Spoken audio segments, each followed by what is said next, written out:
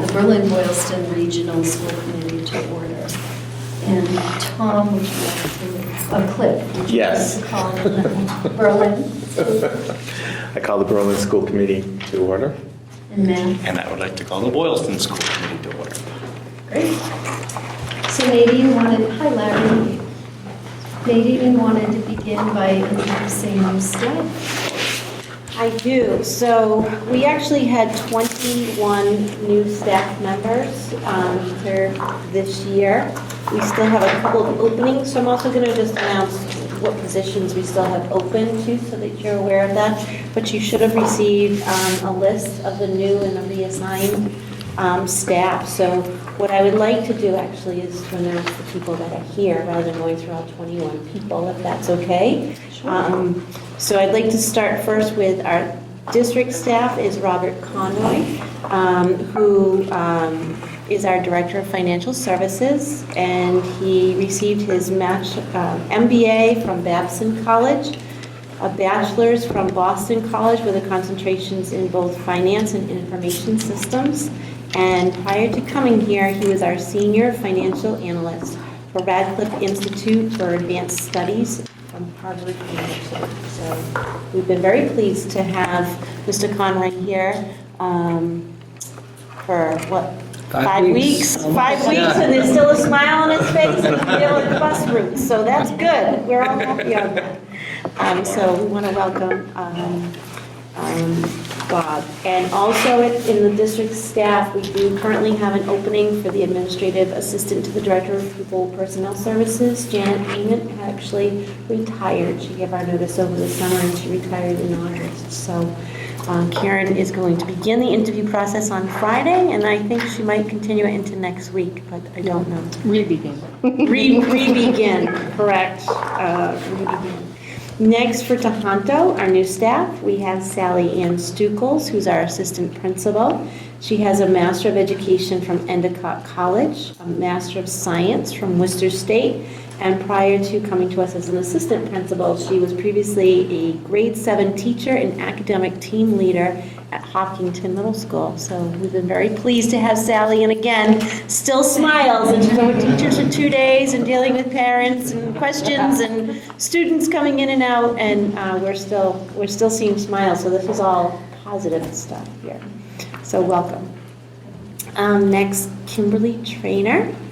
Kimberly is our new school psychologist at Tohoto. She will receive she will graduate with a doctorate of psychology from Nova Southeastern University. She has a bachelor's in biology and psychology from University of Rhode Island, and she completed her doctoral intern in the St. Lucie County Public Schools in Florida and ChildNet Incorporated. So welcome, and there's still a smile there on her face too. So I'm loving all the smiles. So.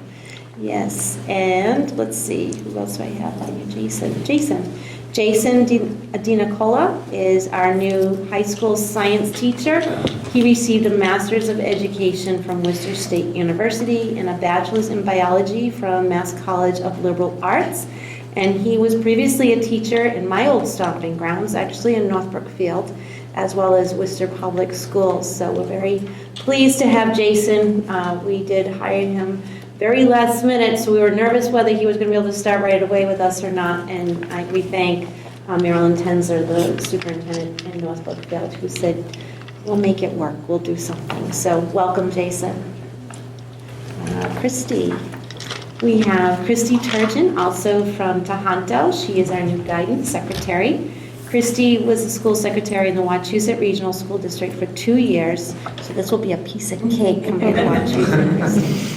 And she also was an administrative coordinator for the city of Westminster, Massachusetts, and Kennersville, North Carolina. She was also an administrative assistant for the David Clark Company. So we're very pleased to have Christy, and she was busy at work behind her desk today, for sure. Let's see, Jennifer, I saw you, yes. Berlin and Boylston, the elementary schools have a few new shared staff. Jennifer Rowe is our new technology integration specialist. She has a Master's of Educational Technology from Sam Houston State University, Texas. She was also the founder and owner of EL Intelligence in Texas, which provides ESL training materials and resources for education. And she was previously an English ESL teacher for grades 6 through 12 in Texas public schools. So we're very pleased to have Jennifer with us as well. And Michael? What college? Canisius. Thank you. I mispronounced it today this morning. Not a New York girl, and I said, I just hope that you are not a Yankees fan, and we went, eh. So we'll talk, Michael, you and I. Michael Blaine is our elementary shared staff also as ESL. He's our new ESL teacher, which is English as a second language. He has a master's degree in education from Canisius College in Buffalo, New York. He also was the ELL and fourth grade teacher in Southbridge, Massachusetts prior to coming to us. But another interesting fact about Michael Blaine is he also was the English medium teacher for Abu Dhabi Education Council at the United Arab Emirates. So we welcome you. Thank you. Amy. Yay, Amy. Amy is our new first grade teacher at Boylston Elementary School. She has a bachelor's degree in early childhood education from UMass Amherst. She was previously the paraprofessional at Berlin Memorial School since 2005. And she also was an assistant center director at Children's World Learning Center. So we're very excited to have Amy on board as our teacher. Did I get everybody that's here tonight? Yes, I did. I got you all, so thank you very much. I will say that at Boylston Elementary School, we still have a part-time PE teacher and a recess aide available. Tohoto is completely staffed to start off the year, so that's a great feeling. Berlin is still looking for a special education teacher and a paraprofessional, and there is a tutor that actually just announced her retirement. And John, Karen, and I are actually talking about how we might want to redefine that position and whether it will continue as a tutor position or if we will be putting it towards something else based on student need in the building. So we're going to be looking at some data. I think Thursday morning we'll be looking at some data and making a decision whether it's time for a change or if we want to continue the same pattern. So those are our openings, and I want to say thank you to all of you for coming. And I also would like to just ask the school committee if you have any questions or comments you'd like to say to our staff today. Well, Amy could have carpooled with Matt and I. Welcome. Except Amy could probably leave earlier. Yeah. Like I said, we could have carpooled. Welcome to all of you. Welcome. Yes, welcome. More questions later. I wanted to just comment. One of the new staff who was unable to be here with this evening is a recent graduate of Tohoto, Becca Cox, and she only graduated, it seems like a few years ago. I know. But apparently she's been quite busy, and so it's nice seeing our former students coming back as staff. Right. She was a long-term sub last year, and the position, the person that she was filling for decided not to return.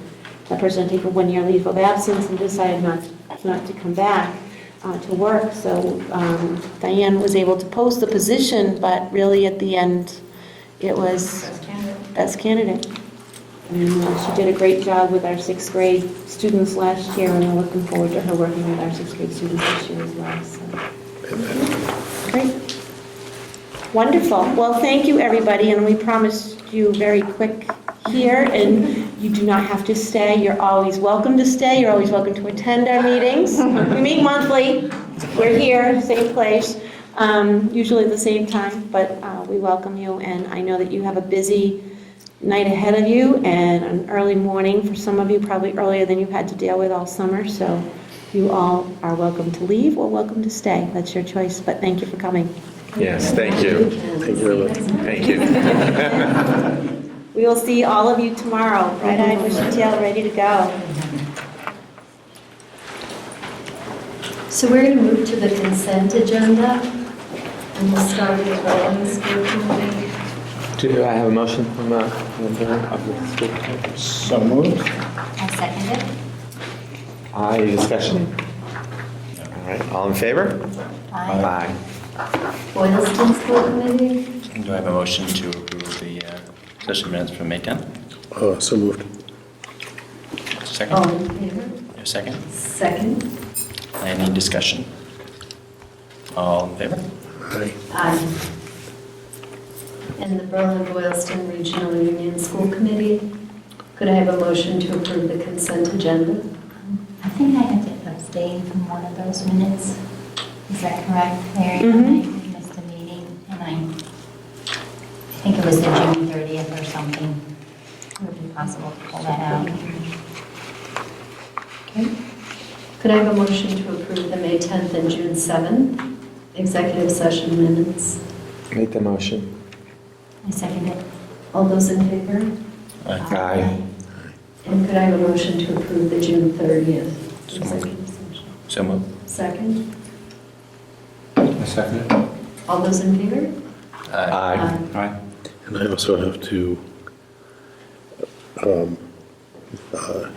I suppose I abstain on that as well. I wasn't here. From the June 30th one as well? Yep, same one. Okay, and so Megan, just for your note-taking, on that June 30th, you have the motion and the second, and you have 4 approved and 2 abstained. So motion passes. Okay? Okay, and then I need a motion for Berlin-Boylston and the Regional School Committee to approve items D 1 through 7. These are policies. First of all, could I have a motion to approve them, and then we'll see if there's any discussion. All right, so do I have a motion for approval of, what are you doing, 1, 2, 3? Are we doing all 7, or? Yep. A motion for all 7 items listed on the agenda. I second that. Did you Are we make the doing motion? each Wait, no, it's school? for. Do it by So, town. yes, so what happens is right now, that's for the Berlin-Boylston Regional Union 60. Actually is making that motion in a second. And then usually you do the region first, and then you do your elementaries last. Okay. No? No. Well, we did it backwards, so there you go. No, that's okay, you motioned and, Yeah. and Then we Megan have a seconded. That's second. okay. So all those in favor? Aye. Could we have a motion from Berlin School Committee? Do we have a motion?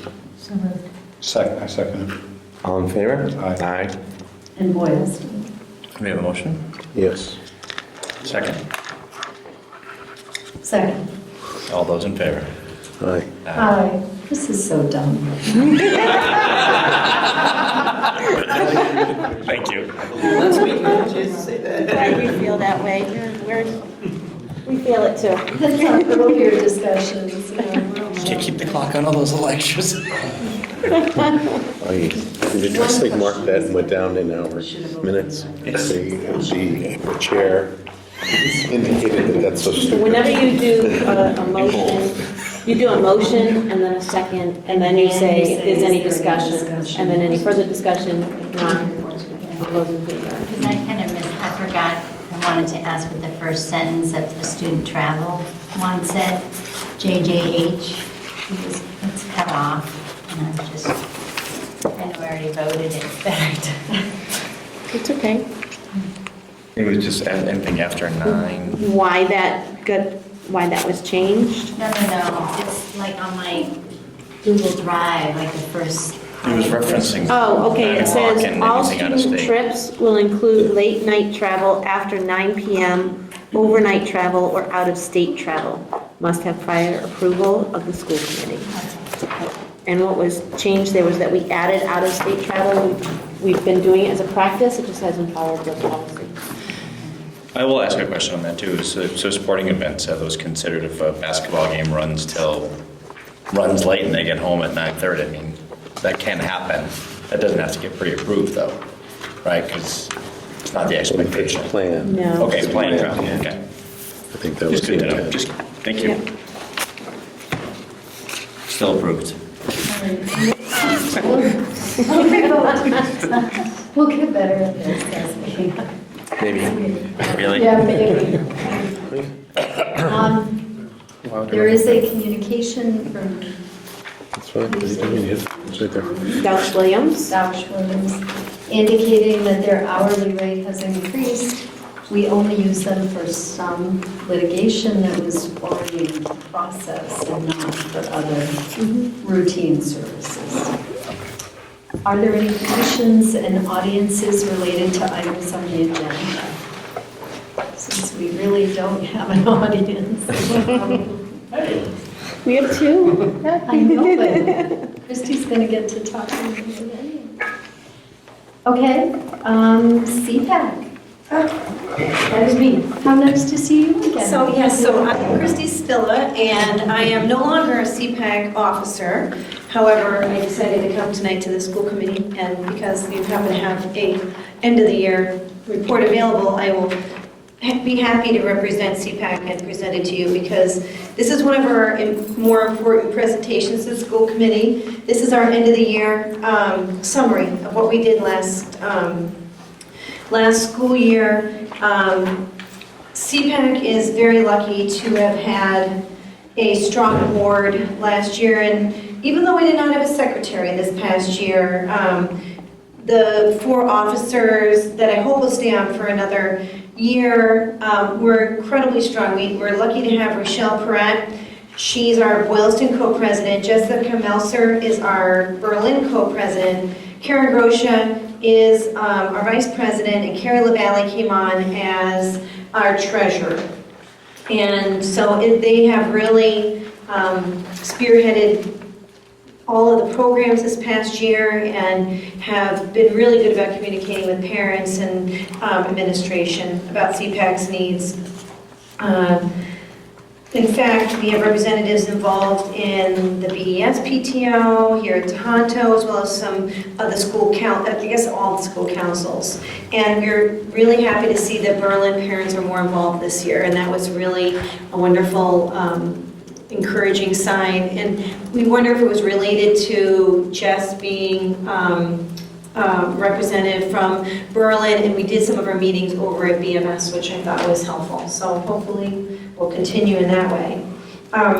We teamed up with West Boylston CPAC, and we again hosted a presentation this past spring, and we did National Inclusive Schools Week, sponsoring it at, in particular, BES and BMS participating in the project, talking about special gifts. And then Tohoto, we were lucky enough to have student groups lead that theme of inclusion there. And it seemed to go off well again this past year. And we had 3 presentations. We were, of course, Karen came in and did our rights responsibilities. It's required by the state every year, and it is always fascinating. But we also did a special presentation called Getting Organized for Your IEP by Jennifer Bolduc. And then Federation for Children with Special Needs gave us a presentation on achieving dreams and long-term planning with your special education student, and that was great. We are steady with our membership at 98 members, which is big, pretty darn big for a district this small, and those members are involved in different ways. Sometimes you don't see them, sometimes you hear from them when they're in crisis. Sometimes they just follow along with the Facebook page, and it's wonderful to see so many parents at least engaging and reaching out. This Excellent Educator Award has become really an amazing annual event for CPAC. This year we honored 22 teachers and staff with an actual total of 25 nominations, which means some teachers were actually nominated twice from different parents. The criteria is those who have significantly impacted the education of a child who receives special education services. And it was really a nice representative of all the different schools. Their names were the employees' names were published in the local newspapers, and of course, we went and presented it to them personally at the schools as well. We did our lemon pie fundraiser last fall, you all remember, and we actually did so well in that we were able to give a $500 scholarship this past June, and Mary Cato Day was a recipient this year. And that was based upon a need-blind essay where we didn't know anybody's name. Like we take off all the identifying information, and it's really, I think we had 7, 8 applications this year, more than we've ever had, so that was great.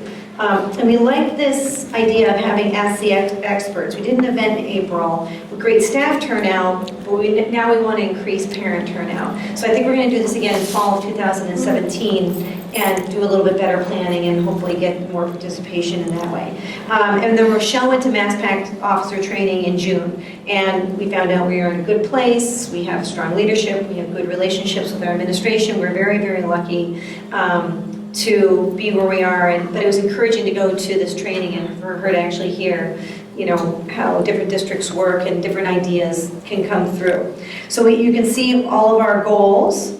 We will maintain strong communication with our PPS directors, school committees. We'll attend district school meetings and give input to programs and policies.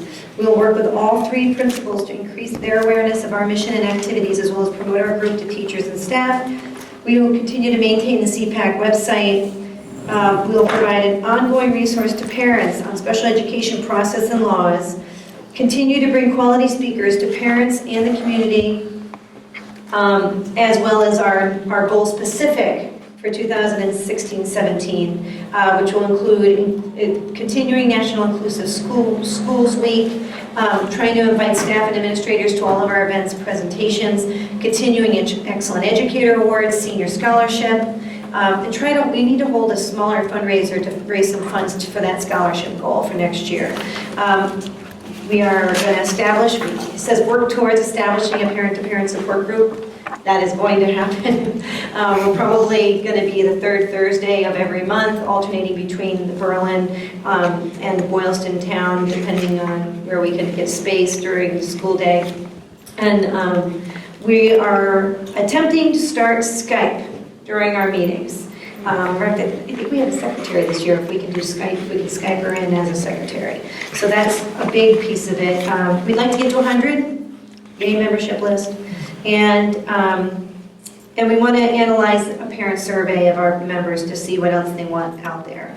But the CPAC board would like to sincerely thank the Berlin-Boylston School Committee and School Administration for their continued support of our activities.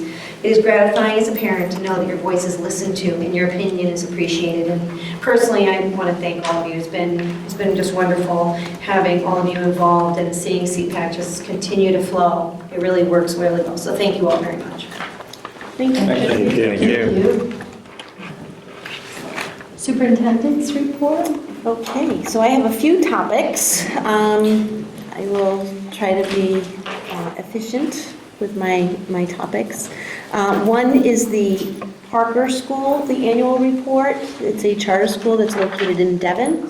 And each year, we just basically give the school committee the annual report so you can see what they're doing and their progress. The reason why we get this type of report and why we look at it is you currently have 4 students that are attending Parker School, and so they give us the information because we have some attending. We have 2 that are currently in 12th grade, one's in 10th and one's in 7th, and they're all from Berlin. Our Boylston students do not attend this particular school, Devon, so that's the report. Next is our MASS-MASC joint conference. To date, Cheryl wanted me to just let you know that it's Cliff and I are the only 2 that are registered at this time. If there's anybody else that is planning on going, we need to let Cheryl know so that she can make sure everybody is registered and accounted for that trip. You're presenting again? I'm sorry? Are you presenting again? So I was asked to present. Diane needs to talk to NEASC about when they do their final presentation. She was going to talk to them about revising that. I don't know if you remember that or not, but we had talked about that. We haven't been assigned a chair yet.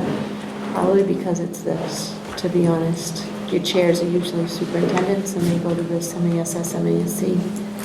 I know of 3 people that were asked to be chairs because they told me that they were asked to be chairs, but I know that some are presenting. So I was asked to present, but the presentation with the Department of Education, one of the members of DESE has asked me to work with them. And it's part of the civics task force that I'm a member of. And the presentation is on Wednesday afternoon, but NEASC is supposed to be giving their final report here on that Wednesday, so I don't know what's going to happen with that, but Diane is going to try to see if they can switch their reporting out to us, so in that case I can do this. Otherwise, if they can't, I'm not going to be able to present, because clearly I have to be here first and foremost. So that's where we are at this point.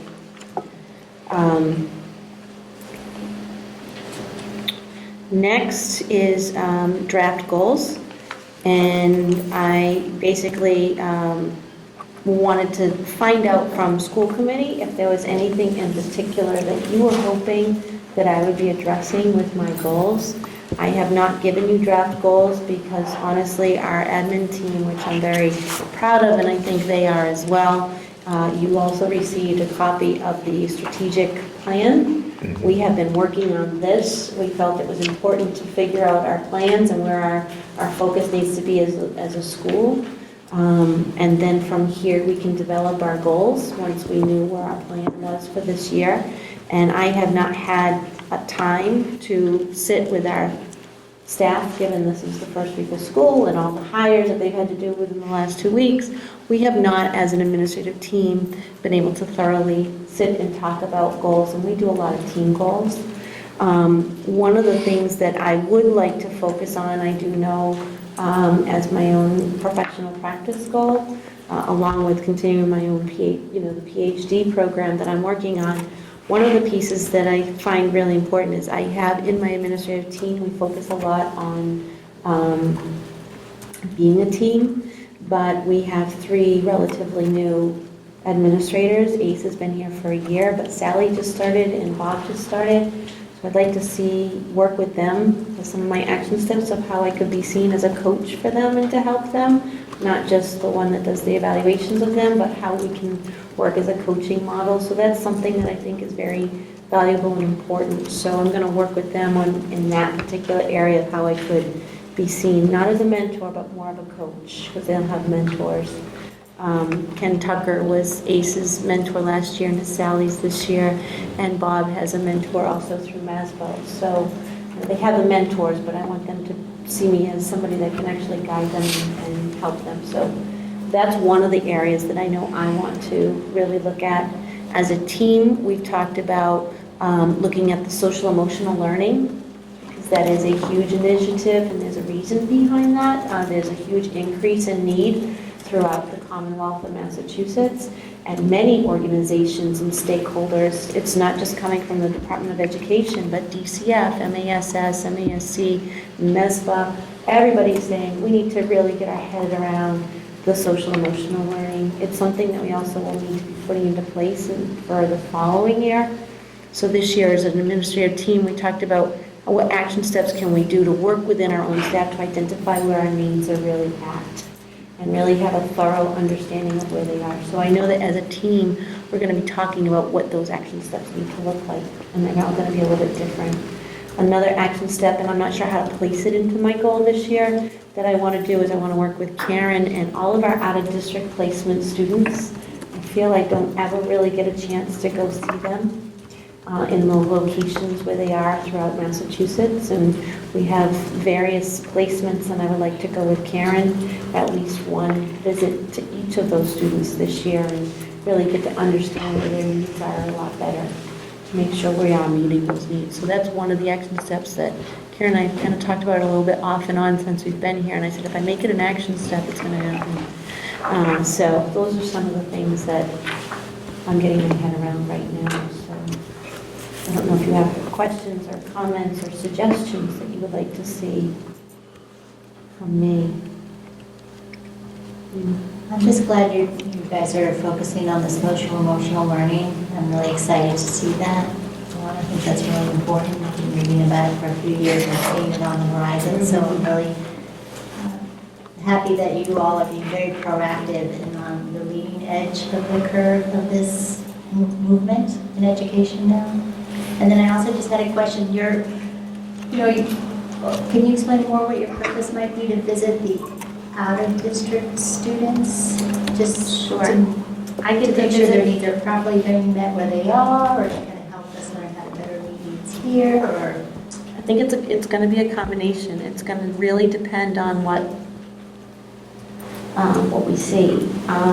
Is there opportunity for, not next year, but I think it's the following year. Karen and I were talking about maybe doing some program development internally, and we can talk about it, but I can't help Karen with her vision if I don't really see it with her.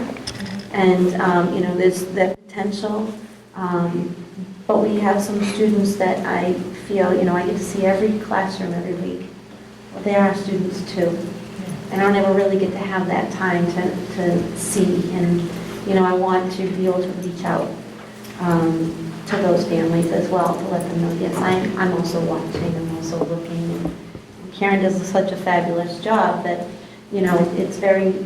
it's smooth from this side of the screen, right, Karen? But I see where some of her frustration is sometimes, and I feel like I can't be as much of a support for her as I should be, because I haven't been able to go to the schools and to see the children individually. So I'm hoping to be able to help in that area. Okay. Yeah, overview of the upcoming school year. Basically, like we said, we're talking about social emotional learning. We're also going to be addressing the next generation science standards. And I said it this morning to everybody as well, and I'll say it again, is I cannot thank Lisa Sequeira enough, our Tohoto Science Department head, has offered to work with the elementary staff as well as the middle school staff to see a vertical alignment of our framework so that we're not having gaps of those frameworks align in the program, and that we'll be able to, so it'll be more naturally fed into the Tohoto school system from the elementary level. So I'm very excited that she has offered to do that. I know Carol's already met with her a couple of times and have talked about what that's going to look like, and I know Carol shares that same excitement. So supports, we are establishing supports in our technology program this year as well. Our new high school science teacher will also be offering a technology course, 7th grade technology. He'll also be teaching this year as well. Yeah, so we're excited to see that happening and expanding some of our technology up here. But also our new technology specialist in the elementary schools, she is quickly preparing those classrooms, and she is very excited about some of the technology she's seen and some of the technology we've talked about that we're going to have. So she's already had a couple of discussions with me of some of her excitement. So we'll be seeing some of that continue. I'm working on it, and it's continuing, and Paul and Dave have been nonstop with making sure all of our systems are in place and ready to go for this upcoming year too. So That's a great question related to that. There was just an article in the paper yesterday, maybe in the Telegram, about the challenges that schools are having with, they were relating it to the change to the new testing and the fact that online will be required. But they were talking about the different philosophies and approaches that school systems are taking, whether it's everybody gets one, whether it's bring your own technology. And I was just curious how you might characterize that. wow, we've talked about that quite a bit. So it's actually part of my technology report tonight, Oh, so. then hold on. Wait till we get there. Yep, Yep. I can wait. Because we've had a lot of conversations about that, actually. Okay. And then again, this year is really more about reflective practices, how we can really encourage and embrace the changes that we've had, how can we build them. We started off a little bit last year with reflections, and we're going to continue with that because I think it was a very productive year. And so I think our teachers are feeling good about where they are at this point, and I think it's only going to help to continue that happening. So, ESSA, it was brought up that this is our new educational act, Every Student Succeeds Act, and what does that mean for us in some of the areas I'm not going to go through all the points. What I will say is a lot of the pieces that are in ESSA, Massachusetts has already covered. Massachusetts is really the leading edge. They talk about annual accountability. We're already doing that. They're talking about, one of the things that they focused on was the academic assessment area. And what they're saying is that each state has to, not just district-wide, this is one of the changes, district-wide, if we know a student's struggling, we're going to put into place some benchmarks. And we do that here. This is becoming now more statewide, so the state will need to determine what those 3-time-a-year benchmarks will be. That doesn't go into effect right away. It's not for another few years coming up, but that's one of the pieces. The other biggest piece that, and Karen and I were talking about this, is the ELL focus. Because there's such a huge influx of English language learners in our programs, last year it was quoted that there was a 44% increase. Even though there was a decrease in student population in Massachusetts, there was a 44% increase in ELL population. So we have to be proactive, and Massachusetts, again, has already started that. They have what they call SEI training, retail is training, and I think all of our administrative team is all trained, right? So we're all trained, Paul's not. But the majority of us are trained already in the ESL training. So Paul, it's not required because he's with technology, so it's not really a requirement. But anyway, so that's the big focus. The other big piece that we see, and I'm curious to see how that funding funnels, because with the ESSA, the way the funding is going to funnel is the majority of the money is going to go towards students, towards schools that are the highest need population. We've already started doing that a little bit statewide, but I'm curious to see how much more that pendulum is going to swing. But one of the pieces that they brought up again in ESSA that's very important, and it was also important for No Child Left Behind, but it was kind of swept under the rug in many states, and they're making it more prominent, is in order to be held accountable, you have to have 95% or more student participation in order to look at your academic achievement. And if not, you would go on an improvement plan. So if you don't have 95% of your student population taking the tests, then you, as a school district, are going on an improvement plan. So that is one of the pieces that came through in ESSA, which is quite interesting, right? I mean, you can perform great, but if you have 94%, we'll see where that goes. That's where it's at this point. I mean, there's, you know, you have consequences if you don't have a 95% now, but it's not anything to that extravagant. So I don't know where that goes. Paul, you have that look of, what? Right? So I have that look of what? what? Right? What? No.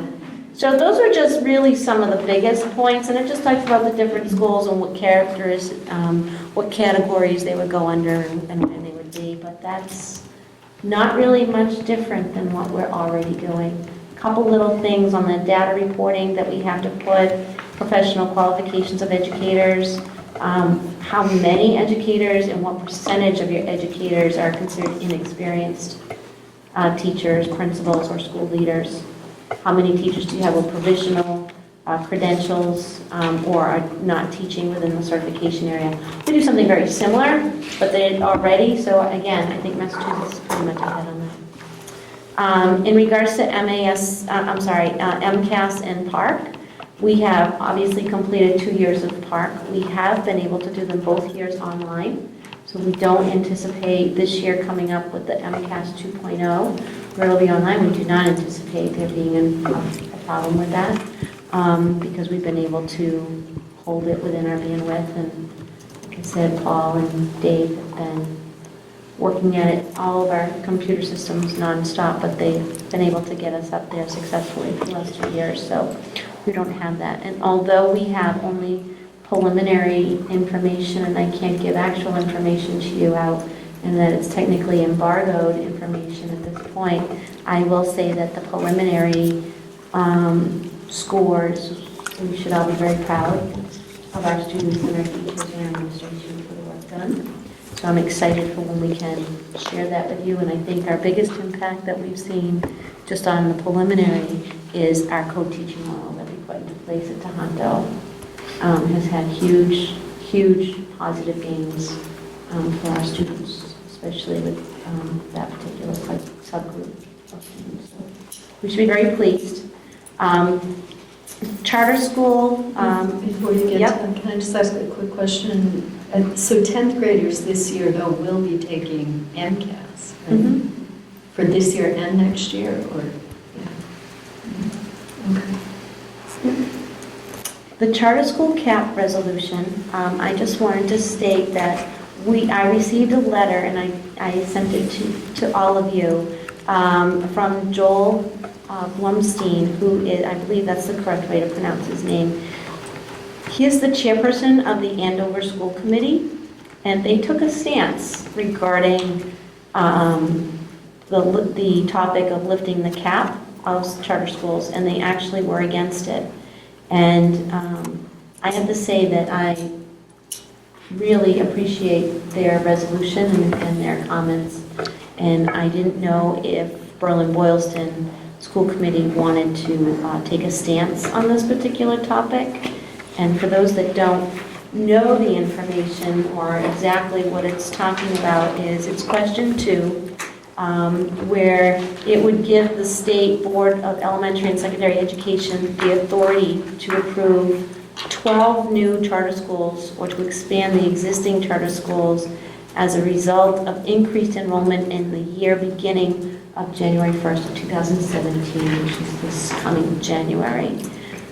Priority would be given to those charter school applicants who seek to open a charter school in public school districts that are in the bottom 25% in the 2 years before application. So of course, we're not in the bottom 25%. However, it also allows them to expand and open. It's not saying it's just at that section, but that would be the top priority of the top 12 applicants. And the board would also establish standards by which annual performance reviews would be judged. So if you want questions about it or information, there's also ballotpedia.org is a website, and I have handed it to you. I had provided that to you as well. I just would like to just open up for discussion on where your thoughts are on that ballot and whether the school committee wants to take a stance on charter schools. I can tell you, Bob and I were looking at the last year, and last year Tohoto lost out of their Chapter 70 funds for charter school.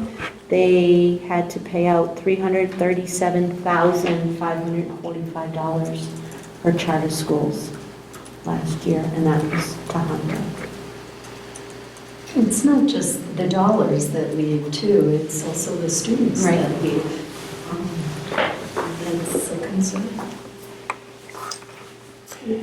Yes. Thoughts? Oh, yes, I have lots.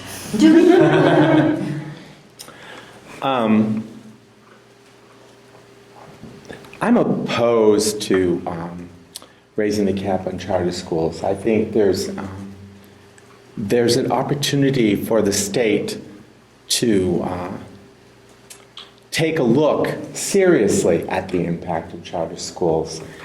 I know, I've seen the advertising on television talking about how there's some of the best schools in the state.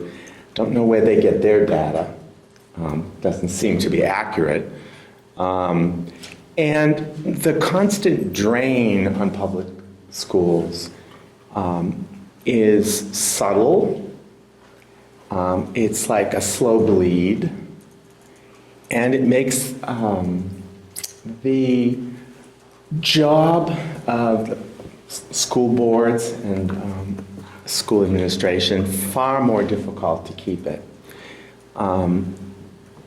Also, I'm very concerned about the way charter schools have caused the privatization of education within the state, or in any state.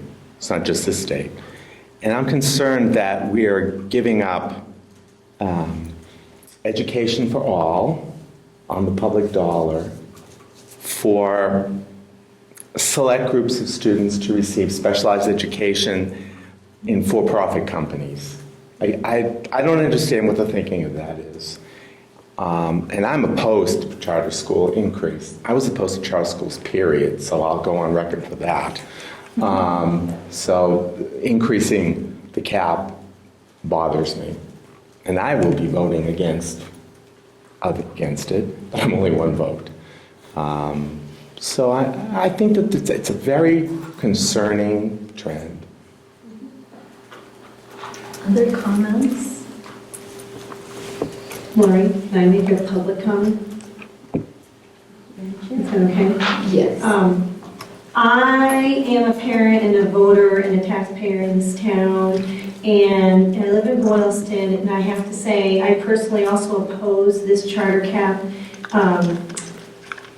resolution. I would like to see charter schools stay where they are. I would like to, as a parent, encourage the school committee to make this public, make it a resolution, take a stand, because Cliff's and my vote is going to go nowhere compared to the voters in Boston and Worcester and Springfield who are going to vote for this because their school districts are not performing well. So those parents are dying to get into charter schools because they're looking for better schools. I want to keep our students here, I want to keep our money here, but more importantly, it's those very small towns in Massachusetts that have to vote against number 2 in November as a block to override the big cities, because they're all going to vote for them. So I think if the school committee in small towns make it public that why you're voting no, why parents and voters should come out and vote no, I think it'll make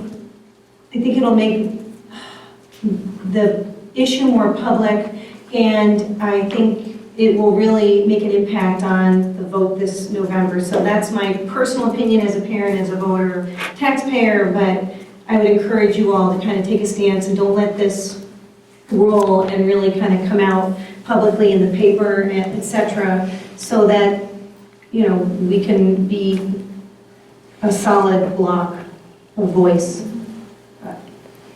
Thank you. Any other comments from school committee? I don't think I could add on anything that hasn't already been said. Much better than I could say it anyway.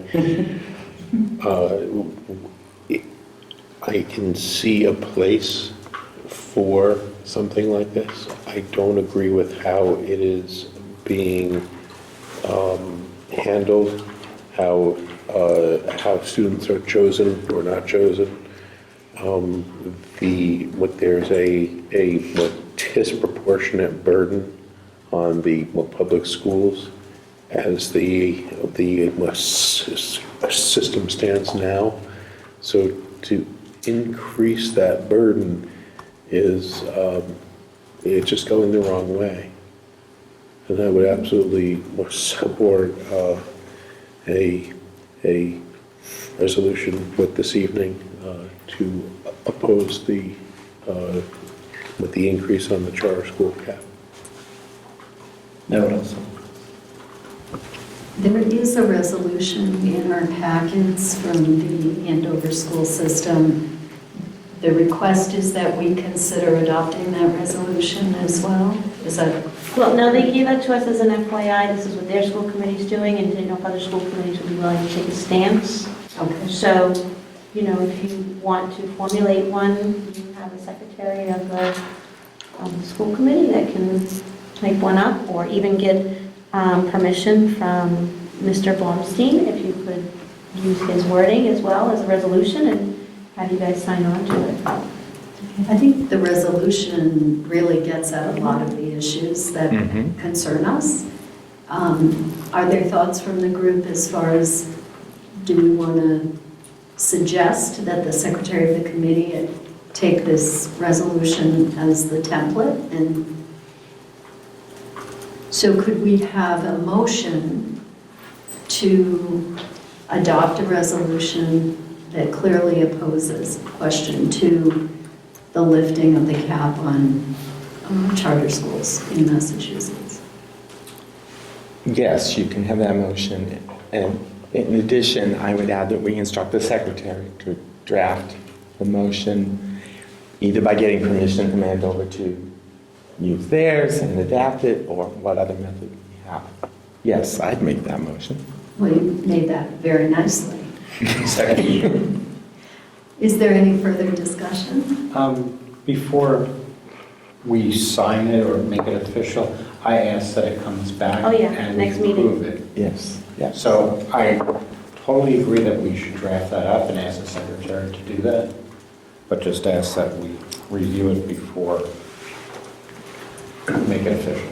As the secretary, I think I would also research what's going on in Mass. There's probably other school districts that are doing similar things. I know this always comes up at the conferences. I think our state school boards are all opposed to the cap. And I know that we, it's a bleed for us, but it's a huge issue for low-income schools that have charters coming in and they're already struggling. So I actually really feel very strongly for some of those other districts in our state, even more so than our own. So I'll get permission from Andover, but I'll also look on the website and see what other school committees are doing. Really? And we'll be able to see that for our next meeting, because we're meeting again soon. 2 weeks? Is it 2 weeks? I think it's 2 weeks. Yeah. Just as a note to, would just confirm what was stated earlier on with the MASC listserv. This is a very popular topic. And school after school is kind of piling on with these same thoughts. I don't think there's going to be a lot of school committees in the state that don't see the issue with how this is currently structured. And so I imagine that there's a lot of resolutions available to take some wording from. Right. Megan, in your notes where it says future agenda items, could you please put resolution to against lifting the cap on charter schools? One of the concerns that's articulated in the resolution is the fact that charter schools don't have school committees. There's really no public accountability for charter schools, even though they're using public funds. Public funds, yes. So that's another reason it's probably not surprising that a lot of school boards are uncomfortable with that as well. And a lot of communities, as you said. So we have a motion, it's kind of a muddled motion. Do we want to go ahead and approve that motion, understanding that what you're going to do is research and come back with a recommended resolution? Well, that can be part of the motion. Okay, Yes. okay. So. Second. All those in favor? Aye. Any opposed? Any abstentions? Thank you, Lori. Great, thank you. Thank you. We thank you for doing that as well, to take a stand, public stance. So I just want to end my report with, this is just a quick 4-minute video of how we ended our morning gathering. And I want to thank our parents for helping me with this. Parents actually gave me videos, and parents actually provided me with the majority of the pictures. Some of the pictures we gave to one another, or I had. And I just want to say that this shows you the purpose of this too, is how I asked everybody today to, as you listen to the words of the song and as you look at the pictures, think about how we can continue to embrace social emotional learning, because you'll see in these videos, we do it so much authentically in our schools to begin with. So we have a great foundation, and you can see that we're really as a family, and some of the great fun that we have along the way with the work. So Are we going to need tissues? only Carol. Hi, we just wanted to say thanks to all our teachers. We're looking forward to a great school year. See you soon.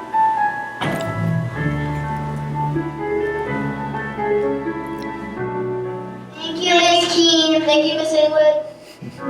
No matter where I go, every time I look back on this road, I'm excited. Welcome back, teachers. Welcome back to school, teachers. I hope you have a fun rest of your summer. we see the greatness you have sown. Our coaches teach us to tackle and throw. Our teachers taught us to work together and communicate. Thanks to our teachers. You teach me right from wrong, inspire me to be strong. You carry it everywhere in my heart. You will always stay in this moment. Let me say how I'm grateful every day. You are here to guide my way. When I'm lost beside me, stay in this moment. Let me say you turn my little into great. There's no fear, my dreams away with you.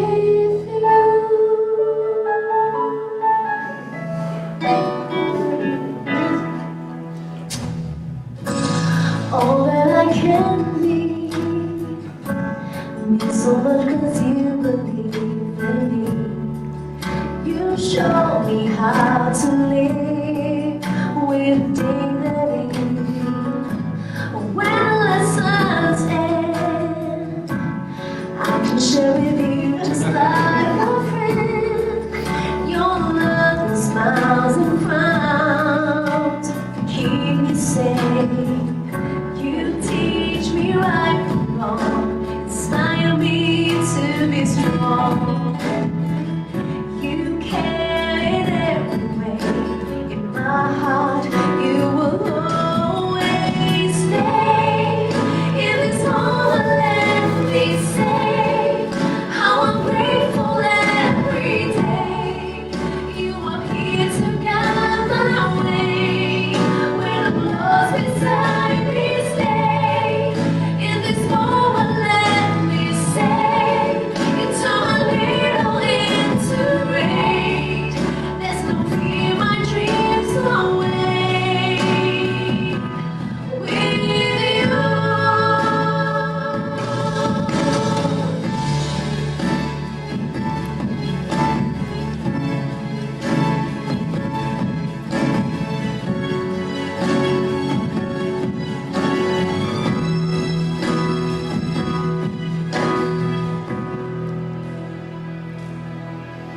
Stay in this moment, let me say how I'm grateful every day.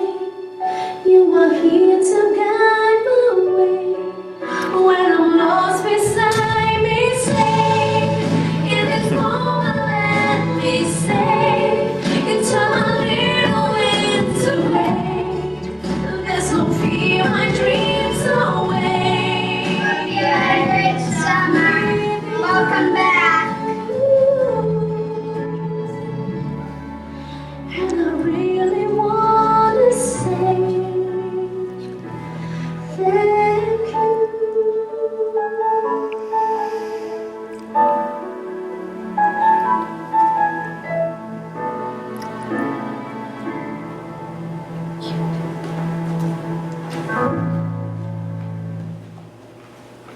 Awesome.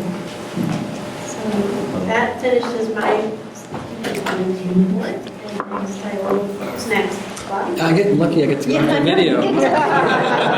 Where's your video?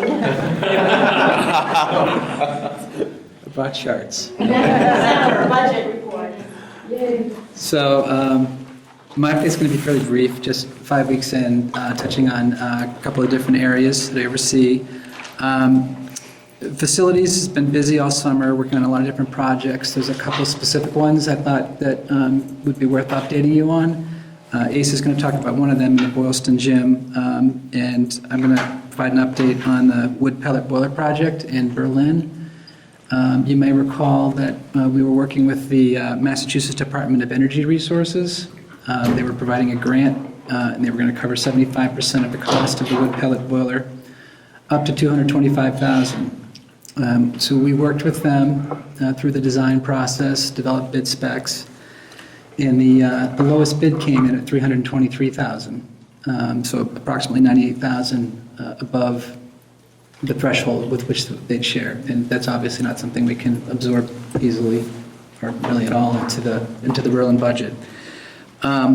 So as this was happening, there was turnover in the department we were working with, and we've been scrambling pretty much, I know I've been since my first day, or my second day, to work with them to see what our alternatives are. But I asked them to follow up with a smile. Yeah, they could sense I was smiling. It was over the phone, but so we've gone back to them. We've expressed kind of what the situation was. You know, we worked with them on the design. We weren't necessarily anticipating that the bid would come in this much higher, but that's the reality. We went back and asked for additional funding, and it did take some time. The initial feedback we got was kind of slow in coming. We got to a point where they provided an additional $46,000 in funding. We're seeking, which didn't match the 75% of the full project cost, which is what we're seeking to get funded to 75% of the new full bid price. I've spoke to them again today. There's just kind of some follow-up technical questions. We're hopeful that we're going to get 75% of the full total, which we will be able to manage with in our budget and get the work scheduled. They are being a little bit careful with what they're committing to us. They were also careful before they committed the $45,000. So there's no ironclad guarantees, but so far we've been moving forward, and we're hopeful to have an update. What we would hope to have tonight was the funding secured and be able to ask for approval to go with the lowest bid from the school committee. And we're not there yet. And if it does happen, we probably might even want to follow up outside of the regular cycle to get approval to go forward. Because as soon as we get the funding, we want to move forward with the project. Well, we're hoping we can get it within the next 2 weeks when we have our next meeting. Because that's really, I mean, we want to, if we wait much longer after that, then I don't know if our contractors will be in time. So the 25% would come from the Berlin budget? It would. And how much is that? What does that work out to? Is that 25,000? The amount that we do not have covered by special articles is a little bit under 10,000. Okay. We have a special article for this with some funding remaining, and we have a prior special article related to boiler replacement. Okay. So 9,506. Okay. There's also, and I won't go too far into the details of that, but we've identified sources for that. Okay. So provided that we can get that have them do the actual 75% of our current lowest bid, we should be able to fund the rest. We should be able to move forward. Could we make a motion based if those things come together, a conditional? Yeah, let me explain where the 9,500 where we think would come from. We used less money in Berlin's budget from school choice than what we had previously anticipated. So you have that 10,000, and we received a little bit more school choice than what we anticipated. So you have that leeway in your school choice funds to be able to come up with that additional $10,000 to make it work. Okay. So do you want to, that would be helpful, I'm assuming? That would be very helpful, because if they say yes, then Bob will just be able to just go forward. Okay, so Tom? I'll make a motion to approve the contract or the bid that you have based on the condition that you get 75 of the delta amount of money that you get 75% of the funding for that from the state. Joy. I second that. Good. It's okay, you can run the meeting, it's fine, Tom. I'm good with that. Is there any further discussion? Okay, all those in favor say aye. Aye. So Tom made the motion and Angela, you made the second? Yes. Okay. Thank you very much. I'm Yes. sure that was Yes, thank you. We're still moving forward. We hope to put it behind us. Still living, please say. In other areas, the bus routes went out to parents initially on August 25th. We did get some feedback. I understand it was tremendously less than last year. I'm grateful I wasn't here for that. Personally, I have two sons in elementary school. I'm looking at every single email we get. If there's a safety issue raised, we're looking at it. We're bringing it to the attention of the bus company. We've worked through many of them. We still have a couple we're trying to work through and coming up with short-term solutions.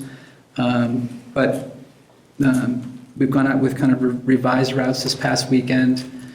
There's still some things trickling in, but there's still a little bit of work that goes on there. But I think overall we're in a better place, and we're also in a place where it'll be easier for us to kind of make changes that we might need to a couple weeks into the school year once the roots settle down. So things are moving in that area.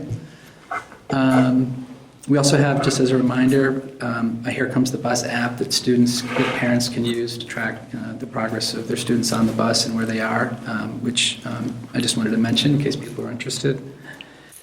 And on the finance side, the auditors were here last week, and they're concluding their audit. And at this point, it's not concluded yet, but at the next meeting, I hope to have kind of a summary of FY16. And I'll look to see what format we provided that in the past and try to provide it in a similar way. The only other facility piece, Bob, did you want to give an update on the gymnasium in Boylston Elementary School? I think Ace was going to talk about that, and I Oh, was are going to you jump Ace? in. Okay. Yeah. All right. Sorry. And that's my update. Yes. Any questions? Thank you very much. Thank you. Karen? So I'll just give you a few highlights from my report, really just kind of a summary of what's happened over the summer. We had another extended school year program. We had 28 students from pre-K on up through grade 11 this year. This is a program for students who would have significant regression if they didn't have some services over the summer. So that big thanks to Janelle Fitzpatrick. She does the day-to-day on-site monitoring of that program, and it always runs beautifully.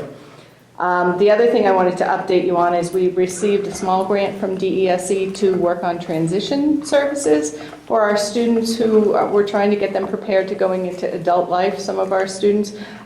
So we had a couple of high school teachers who were working throughout the summer, made some connections with community businesses, especially things that students are interested in. And they are going to allow the students to go to some of these sites and do some job shadowing. We're hoping to take a couple of trips this year just to get them out and see what kind of careers they might be interested in and what's involved in those careers. And then the students will come back and do some reflection on that. So we're really happy to have had the time and the ability to make those connections. It's hard to do during the school year, so we're hoping that'll go very well this year. Other than that, I just gave you a little staffing update. Okay. Thank you. I have a question for you, Karen. We already talked about the team teaching a bit today. Are you going to have the same teachers team teach this year? We actually do, because Rebecca Cox is back. She was the only one we thought we were going to lose, but now that she's back, we have those same co-teaching, and some of the high school teachers have actually asked to co-teach. So we have a couple of high school level co-teaching, and I know that the results are embargoed, but we were very happy with what we saw happening. So let's hope it's more than just a one-year blip, and we'll see a pattern. Karen, can you explain the co-teaching model? Sure, it's a little, is that okay if I do that now? Please. Co-teaching's a little different than inclusion. Inclusion is really somebody going in to support the student. The co-teaching model, the teachers plan together, they develop lessons together, they work with all of the students together, and they both know what's going to be taught every day. So we give them some co-planning time, never enough because it's so hard to ever find enough time. They have a coach who comes in and works with them, observes them, for probably this is the second year, so after that, it'll probably be staff observing staff that are doing it. But for right now, we have a coach working with them and kind of giving them feedback, giving them ideas on different ways to teach, so that it's not just a lecture in the class, they're doing a lot more small group work. So they're kind of trying to hit students and individualize for the students all together.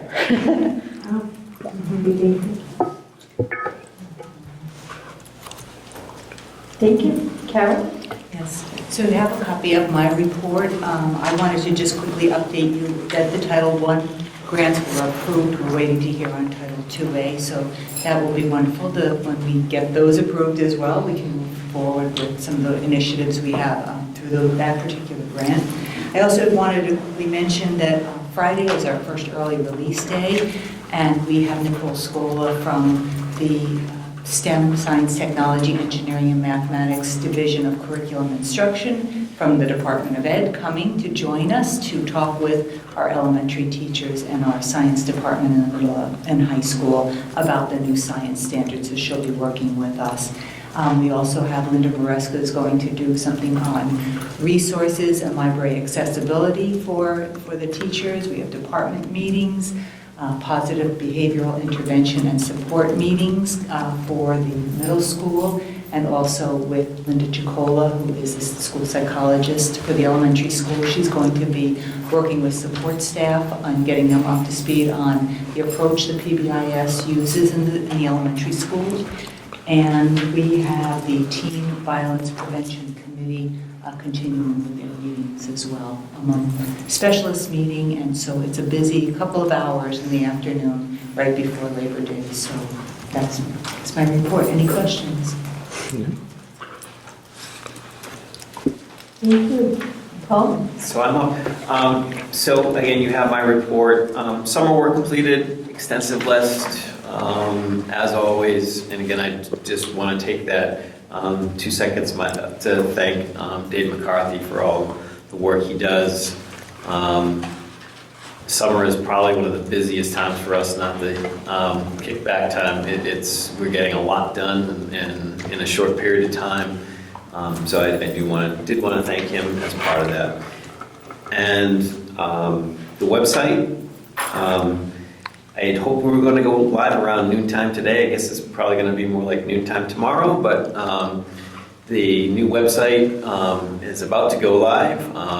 Early reaction from some of the staff that did work in the last few days has been very positive already. Again, that was one of the main goals of doing this and moving it, so that more staff would find it easier to use and be more involved, so there'd be more classroom centric, student centric stuff on the website. So fingers crossed. I think, again, we made some good steps, and excited that that's happening. So then the third piece is that digital learning initiative.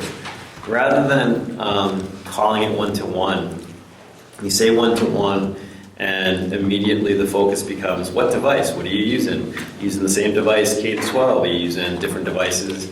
And we're trying to, in the district, we've had a lot of conversations, a lot of work with the technology committee, a lot of work with the leadership team about trying to do it right, make it sustainable, and make it, and again, some of the issues that you brought up, Lori, that were in that article,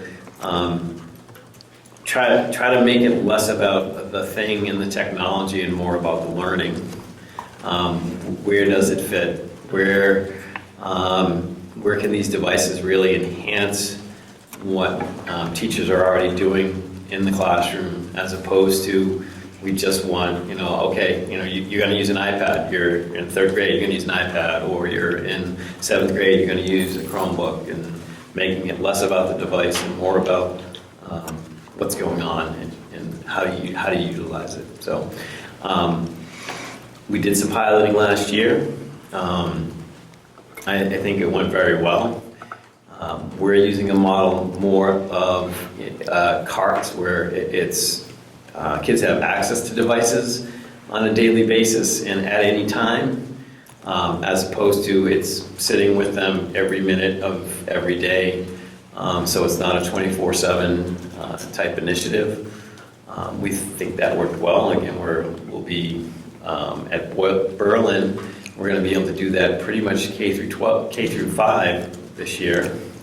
At Boylston, it'll be in the 5th grade. We're trying to work our way into 4th grade if we can, at least partway through the year. And at Tohoto, it's 6 and 7, and again, we're hoping that maybe we can tweak things around, so maybe the full middle school will be able to have access to a device again at any time.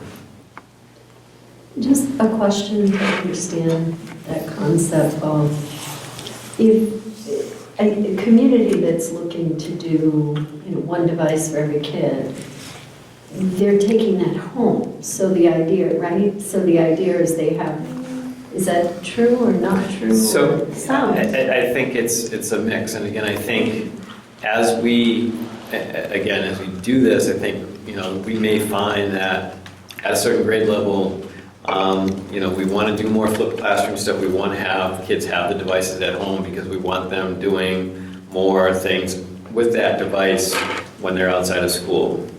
Right now, our focus has been how, getting folks to learn how to use it in the moment, in the classroom. Again, there may come a time where we need to move that way. Again, I think it comes with a whole lot of other issues, and again, funding it is probably the biggest. And again, I think there's been a lot more guidance, and you're seeing a lot more. I see a lot more on the technology listservs, the way folks are approaching it. We're supposed to have a free public education, and charging technology fees and charging for devices and demanding that parents have certain devices or pay for insurance, or the state is starting to put out a lot more guidance saying, no, that's not free and equal. So again, we're trying to keep it where it's something that we can maintain with our budgets, and that we don't have to keep going back to the town and saying, can you fund us again? Can you fund us again? Can you fund us again?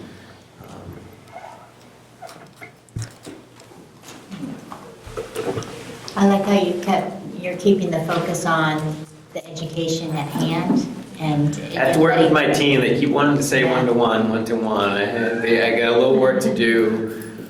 Yeah. Nadine's looking at Ace as if Nadine didn't do it too. No, I'm looking at them smiling because we're all kind of guilty of it, right? My team to keep it as, it's about the learning. It's about, because again, I think as soon as people hear one-to-one, the conversation moves away from what's going on in the classroom. And I also think it makes teachers a little nervous about that.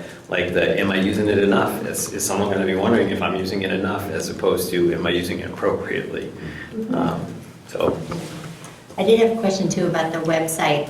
When it goes live, like how will it be for families? Because, do we have to put the address in our browser, or will we click on it? So that was part of why it's taken a little bit longer, because we're still going to need some access. Some of the stuff isn't moved yet, so like the bus routes are still on the old site, and the guidance counseling site has a ton of information that they're still going to need access to, and kids are still going to need in this first month of school. And so working that out, the short answer is, if you go to bbrsd.org as of tomorrow afternoon, in theory, it will go to the new site. So they shouldn't have to. I'm working on trying to make sure all the links and stuff that of the old stuff is still there.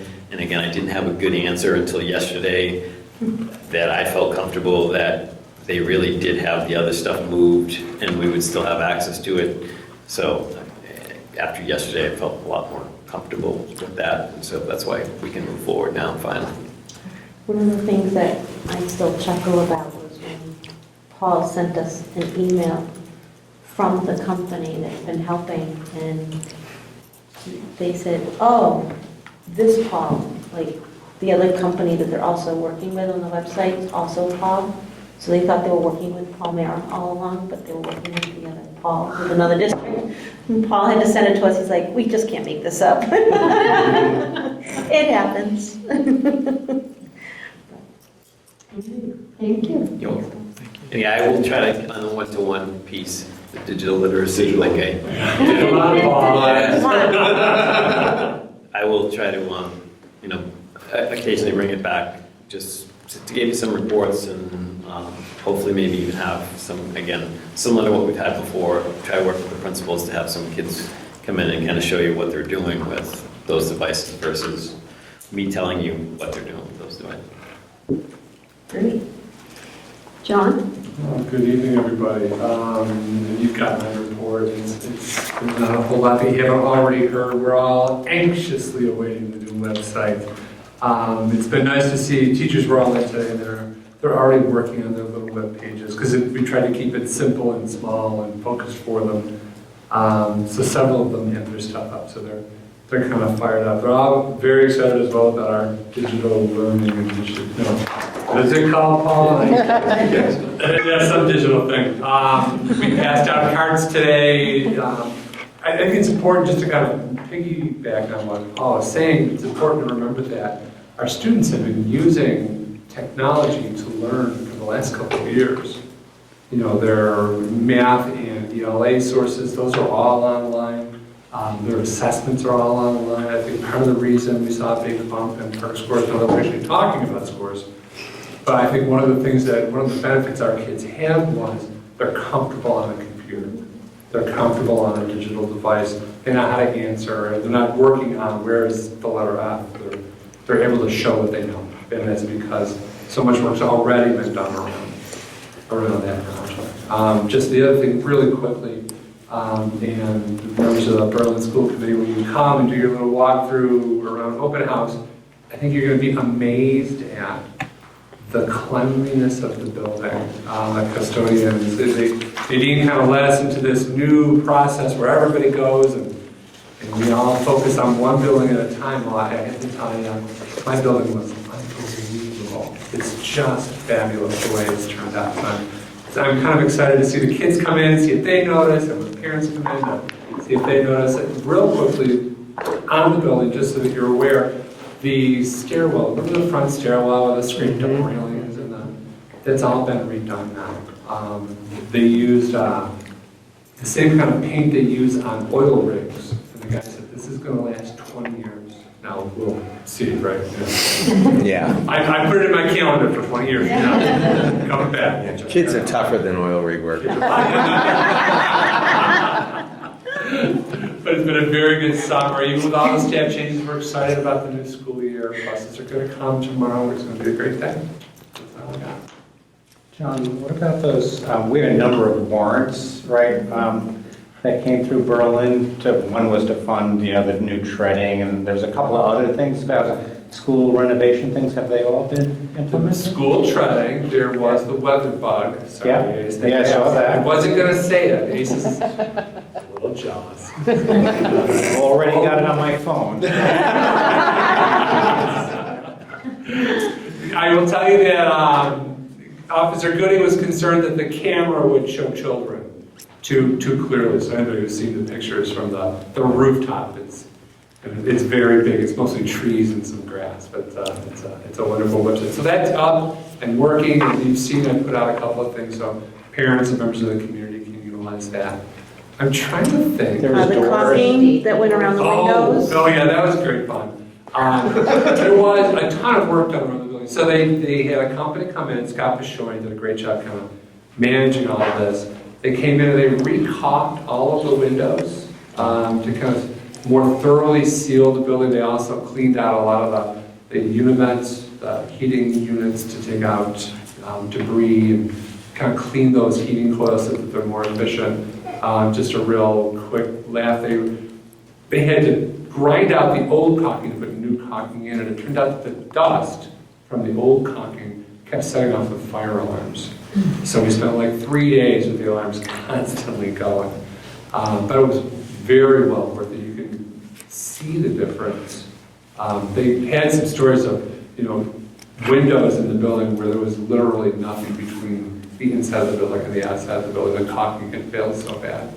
And so I'm very interested to see how that works for us come heating season, to see what kind of savings we generate. Also the doors. The doors. There's several doors, and I forget, because they're still waiting on parts on a couple of doors. You know that over the years, some of the door closers have failed. They're very expensive to repair or replace. Several of them were replaced. But that work is almost all done now too. They're going to come back, so they got a couple of doors waiting on parts. We're not satisfied with some of the treads on the stairs, so they're going to come back and work with us on that. And then, of course, the other big one was the biomass heating program, and you see where we are on that. What about the security? Can we do some cameras? That is set up. We're waiting for when we take pictures, a staff will give them new cards so that they can access that. But that's ready to go as well. Paul did a great job with that one, facilitating all of that. With a lot. Yep, a lot. So, okay, there's somebody's name here I don't recognize for Boylston Elementary School. It says Alfred. Ah, who did that? Well, good evening, everyone. And I don't know how much more I can say that hasn't already been said tonight. It seems like everybody's stolen my agenda items. I'm glad Bob left me something. I do want to put the flag. You're welcome. You met my new hires, and just putting it out there, we're really looking for the right 0.5 PE teacher. It's a surprisingly hard position to fill, and it's even harder to find the right person. So if anybody knows anyone that's certified and is interested, send them my way. In terms of summer work, it was a busy building this summer. Not only did we have the custodial crew come in, and they did a fantastic job. I want to thank Scott Pashumian for organizing that and helping to facilitate it. They cleaned places that haven't been cleaned in 10 years. They told me as much, that they haven't, in the last 10 years, they haven't had a chance to get up onto the rigging to do the top of that library and things like that, so it was fantastic. We had a lot of workers in the building. I like to say that the whole blue wing is brand new, thanks to the Worcester Sheriff's Department. They came in and they painted 5 of the rooms. The 6th room was actually painted courtesy of the insurance company from our league. That room really is brand new because they also replaced all the tile all the way into the lobby. It was a lot of work. The big one that we're still working on is the gym floor. So where we're at right now is the old gym floor. It has been pulled up. It's amazing. They come in with these saws, and sawdust is everywhere. So my understanding is the cleanup process after that is about a 2-week process, especially in the gym where they get up into the rafters. They're going to clean that whole gymnasium from top to bottom. So again, it's going to be like brand new. There is a lag time on ordering the materials, but that should be in. Well, not as soon as any of us would like, but it will be in.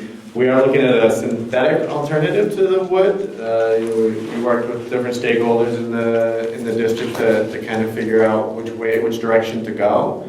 The cost was equivalent to replacing it with wood, but the benefit is the maintenance. Every year, one of the first things to get cut out of the budget was the $2,000 that it was going to take to refinish that wood floor, and so kids were starting at half court and sliding all the way into the free throw line. With the new synthetic, the custodians will be able to maintain it with the equipment we already have. So, really looking forward to that. Meanwhile, we're without a gym. So we've done some work to come up with some alternative plans. Hopefully we get a lot of sunshiny days and we spend a lot of time outside. In the case that it does rain or it gets cold before we get into the gym, we have the old art room. Which has been vacated over the summer. Some of the classroom moves, we pulled it out to make way for potential Aspen Valley Collaborative or some other office spaces. That turns out was a gymnasium at one point, a rather small one, so we have access to that. And if the timing is right, we also have access to the cafeteria. But let's just hope for nice sunshine. I was going to talk about the website, but what hasn't been said? So I think that's all I have for you guys. Did I read in your blog that you changed the order of recess or something? Yes, yeah. So there's been a lot of studies gone on around the area of recess, and we're really fortunate here that we have 45 minutes of recess a day at Boylston Elementary School. What traditionally been done is midway through the morning, they have a 15-minute block for 2 grades at a time, and then they had another recess after lunch. What the studies have found is it's really helpful for kids to activate their brain by running around and doing things. So we moved that first morning recess to right off the start of the day. Not only does it get kids running around and those juices flowing before they come into the classroom, but it also stops some of those interrupted blocks in that critical instructional time. That morning time is just such a great time for learning that it was creating some weird blocks where you had 15-minute recess and then, hey, we got to get snack in you, and now 10 minutes later we're going to specials. So we've been able to streamline that. The other piece with moving recess before lunch, kids eat more. Studies have found that there's this social piece to lunch, and that's equally important, but when you haven't had a chance to run around first, the social piece trumps the actual eating piece, and so you end up with a lot of waste and hungry kids in the afternoon. So we're giving them a chance to run around outside first, get all their social time in, and build up their appetite before they come in and eat. That's cool. I think it'll be great. Any comments or questions? Okay, Diane. Thank you. As Nadine spoke about earlier, finally, NEASC will be coming to do their accreditation visit October 30th through November 2nd. I'm pleased to report that all the standard reports have been edited over the summer so that all of them have followed the recommended format from NEASC, as well as spell checked. So we are in very good shape for that. We are awaiting to hear. We're supposed to hear in August who the chair of the visiting committee will be. So we're still waiting to hear from that. The steering committee will meet within the next week or so to work on finalizing plans on the accommodations for the visiting committee, the setting up of the rooms. We will house a visiting committee actually in the dance studio, as well as collecting final evidence from teachers and planning the opening reception for the entire Tohoto community. So we will be, once I meet with the chair of the visiting committee, we will get that information out to the public and the students as well. Status of the buildings, the custodians once again have done a very nice job preparing the building for the upcoming school year. We have been doing and continue to do some HVAC work up on the roof to repair some issues that we've had really since the beginning that the building had opened, but that is progressing nicely. Hopefully, as all of you noticed, the parking lot markings have been redone. Usually when they have first marked the parking lots after new pavement, it lasts for approximately 3 years, which will be 4 years in January. So we had those done while the lines were still visible, and that should last, they say, approximately anywhere from 7 to 9 years. So that was redone, and everybody's really excited about the new traffic pattern. Everybody's sarcastic. I'm really looking forward to tomorrow morning and tomorrow afternoon, actually. So Sally and I, before the meeting, had walked the route, and Wesley Swenson, our math teacher, did a great video that I sent out to parents today so that they could sort of get a tutorial on the new drop-off and pick-up and student pattern. I know it is definitely going to cut down on the number of parents out of Route 70 in pickup in the afternoon, as well as the number of buses hanging out and waiting to get into. They used to hang out and wait to get into the front entrance of the building at the end of the day. Now they'll be able to all fit nicely with some more room in that main parking lot area. So I will update you on, you're probably here before me, but I'll update you on the new traffic pattern. You've already been introduced to the new hires. Really happy that we're able to start the school year with every single position filled. And homecoming will be September 24th. That is already scheduled.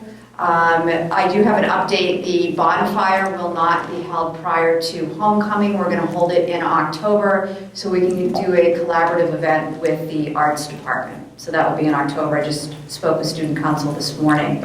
And on Thursday, October 6th, Tohoto will be hosting a high school assembly focusing on teen dating violence. Nadine had said that the Teen Dating Violence Committee, with the grant that we received through the efforts of Carol, as well as the school nurse Janet Sequeira. And this grant has allowed a committee to look into teen dating violence. If you remember back from our survey that we had done regarding our risk behavior assessment, teen dating violence actually came up as one of the red flags for us here at Tohoto. So we are, Laura Clark, the school counselor, was able to speak with Malcolm Astley from Wayland, who lost his daughter tragically a couple of years ago to a dating violence incident. He will be coming not only to speak to the entire high school population, but we have also been able to get him to come for an assembly, a discussion for parents prior to the evening session of our open house. So hopefully we'll be able to get parents there for that assembly, and then they can just stay for the open house. So that will be on Thursday, October 6th. Any questions or comments? We'll save the comments for you for a couple days. I will say one thing is that I do want to say thank you though to Mass DOT for putting in the blinking lights. If you haven't noticed, they are up, and we're very excited that we have. Hopefully they blink tomorrow. Hopefully they blink. They did this morning. They did this morning. When I came here, they were blinking. So. I was here probably earlier, so. Probably. I was here at 6:15, so no, I'm kidding. I'm kidding, no. And I got here about 7:30, probably. About 7:30, they were blinking then, so that's the time. They were on it, so. We're on. But we still have a 45-mile-an-hour sign in front of the school, but they're working on it. Do they blink just during school hours? During drop-off and pickup. Yeah, drop-off and pickup. So I think beginning at 7, stopping at 7:35, or I think I did a 10-minute window, and then beginning, I think, at like 2 or 2:05 and ending at about 2:30-ish. The idea is that we here would have control over the blinks because, for example, on Friday, we have early release. So we're not going to worry about it being blinking at 2:35. We want it to be in the morning. Do we have that control now? I'm sorry? Do we have that control? I don't know. Do we? No, I think I do have an email where I can email somebody. But we don't have the information where we could just go on and make a phone call. We don't have that yet. They literally were just put up last week. Yeah, literally. Okay. Yeah. Who develops like traffic patterns here at the school too? Like what is the? So interestingly enough, the traffic pattern out in the main parking lot was the original traffic pattern developed when the school was built. Okay. So the engineers, when the school was built. And again, you can never determine the number of parents that are going to drive their students to school. So, what we had found, I worked with the police chief, with the bus company, and, this pattern, we hope with, in looking at the amount of space that is available, we'll cut down on, as I said, the safety, for our students and our parents as well. So essentially, right in front of that school, right in front of the front doors will be left open in case we need emergency vehicles to come in during pickup and drop-off time? Correct. Okay. The Boylston Police will be out tomorrow. They are going to be here. I had They'll a be here feeling. in the morning, and then they'll be here in the afternoon. They'll be here Wednesday, Thursday, Friday, and then on Tuesday I asked them, since in case we have Forgetfulness. memory loss. Yes. Good. Great, thanks, Diane. All right, thank you. We have some business items. The first is a set of business items for Berlin School Committee. Yes, we do. We have the library media specialist first read, so do I have to read it? No, no. I will say though, for both Berlin and for Boylston, you have the same. It's just, we've had a library media specialist, but when we started looking at the actual job description, we realized that we didn't actually have an official one, nor did we have one that met the needs of our elementary school and the purpose of the position. So we had positions, but we never really officially had a description. So this is just a first read for school committee, and if there's any questions or comments on them, otherwise we can bring it forward to the next school committee meeting for a vote. So do members have any questions or comments? I thought it was well written. Okay. And we've had the boiler update, haven't we? So I think Boylston? Okay, Boylston. So the same read? Yeah, the first read. Yeah, everyone comfortable? Any comments, questions? And we need to approve a student teacher, and we do have to take a vote to do this, to approve Veronica Kimmons. Right. Did you want to- Veronica Kimmons is actually a student at Worcester State University. She is going for her elementary education certification, and she would be student teaching under Gail Kelleher's tutelage. So we just need approval through the school committee to allow her. Can I have a motion to approve? So moved. And a second? Second. All those in favor? Aye. Whew, that was almost smooth. Okay, and for the Berlin-Boylston Regional School Committee, a first Saturday school program monitor job description. And again, this is a situation where last May, school committee had approved that we do Saturday programming.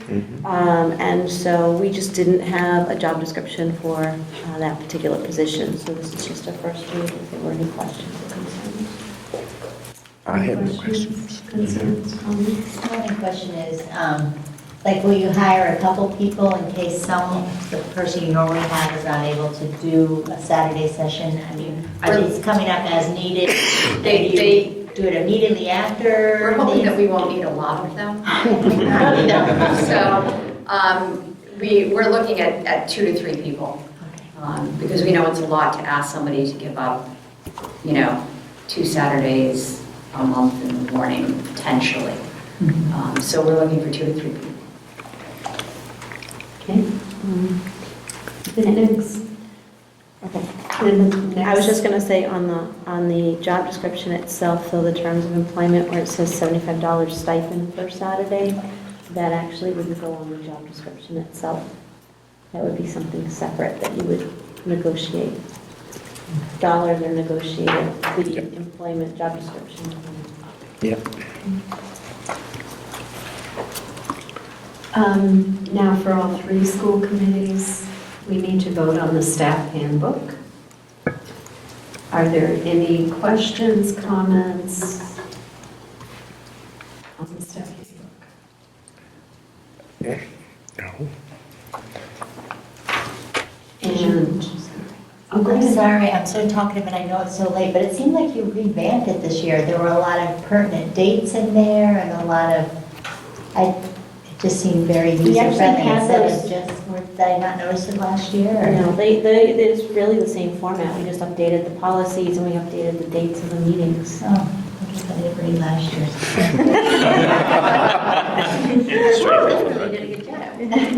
Well, thank you though. We'll take it.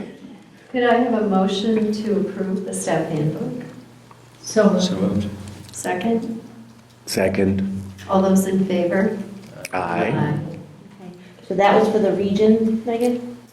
So next you'll need, Matt, do you want to do the Boylston? Do I have a motion to approve the handbook for the Boylston? So moved. Second. Any discussion? All those in favor? Aye. Do I have a motion for, to approve the staff handbook for Berlin Memorial School staff? So moved. I second it. Any further questions? All those in favor? Aye. Okay. Okay. That's usually when I chime in on the vote. Scheduling building walkthroughs. Nadine's recommendation, and I agree, is that we've kind of foregone this the last couple of years, or scheduling didn't work out, but the recommendation is strongly that we do make the time to go to both Berlin and Boylston, and as well as Tohoto, to do the building walkthroughs. So we will need to figure out, I don't know, I think one of the things we tried one year that I thought worked okay, if it works for you guys, is combining it with the open house. So we come early from an open, for an open house, do the building tour, and then we're here for the open. And then for the Tohoto one, you would just do it for school committee meeting, typically is how it's been done here. So open houses are September 27th and September 28th, is that right? No, Berlin Memorial is September 14th, it's on a Wednesday, and Boylston Elementary School Is is 28th. the 28th, which is also a Wednesday of September. Did you say Berlin Memorial is September 14th? Yes. Thank you. And I believe your open house starts at 6 o'clock, John, is that right? So 5:30? 5:30? Try. 5:30 on Wednesday, the 14th? That won't stress you out, John, that'll be okay? Oh, that's fine. This is gonna be fun this year. We're gonna, Yep. go along. And then at Boylston Elementary School, do you start at 6 as well? Yes. So Boylston Elementary, is 5:30? What's the date on that? September Wednesday, 28th. Wednesday, September 28th. That should be okay. That's the year before. We don't have to go to Berlin. No. Okay. Well, you're welcome. Travel. I'm traveling, I just know I'm not going to be, no disrespect. I think it would be actually beneficial to see both buildings for the Yep. just ideas and thoughts, and I have no reason not to. I'm Yeah, I was traveling. actually I can't. doing it if I can. Yeah, I'm not going to be able to make that. Since I vote on all your stuff. And then for the, since you vote on their stuff. May as well participate in it. The September 13th is the next tri-meeting, and that's scheduled to start at 7 PM. So I would do 45 minutes for Tohoto, just because I think last time we went. Right, we did that short. So probably 6:15 on September 13th. I will not be able to make that. Okay. Larry, would you like to do a tour at another time, or yourself, or maybe you can schedule a time with Diane? Or do you Yeah. want to do it afterwards? Or do it after? I'm sorry. Actually, after would be easier. After? Well, that's how we'll end our meeting. So I'm now. So everybody after? After. Everyone after? Let's do it right now. Yeah, it doesn't make sense. It's only to 2 weeks split away, so I don't think you're going to have that much on your agenda anyway, to be honest. And that's a tri-meeting? That's a tri-meeting. We'll have a couple of topics, but I don't see anything really. Okay, we're going to hold you to that. They're all going to hold me to it. Or we'll start at 7:15. Tour will start at 7:15. That's a good one, Diane. So, no, I think it's important. It's been a lot of changes have happened in the elementary school. And honestly, I mean, you talk about Boylston going to Berlin, but if your Berlin members could go to Boylston as well, it would be really beneficial, because we've also been talking about the location of central office and how would that work. And I think ACE has had a lot of his staff actually moved into new wings and has opened up some space and opportunities. So rather than looking at it hypothetically, it would be good if you could see actuality of what we're talking about. So I'll need to know the date and the time again. Sure, it is, did I guilt you into that, Cliff? September 28th Ah, at 5:30. I'm away. Oh, the joys of being retired. Yes, I'm vacationing, that's true. Okay, that's fine. 5:15, she said. 5:30? 5:30. Are there any school committee comments or future agenda items? I actually have an agenda item. I'm sorry, I'm jumping in here on you guys, but I think you need to have a discussion of the regionalization follow-up. Yeah, What you heard at the workshop, absolutely. where you guys think you need to go, anything that you processed from that meeting, what does that mean for you? You should have received the items about efficiencies, but also, it's also a time to talk to the administrative staff as well, if you want to do that during your discussion about the efficiencies, the pros and the cons, like we talked about, so I think that should be a topic for you. Agree. Yes. September 13th. On September 13th.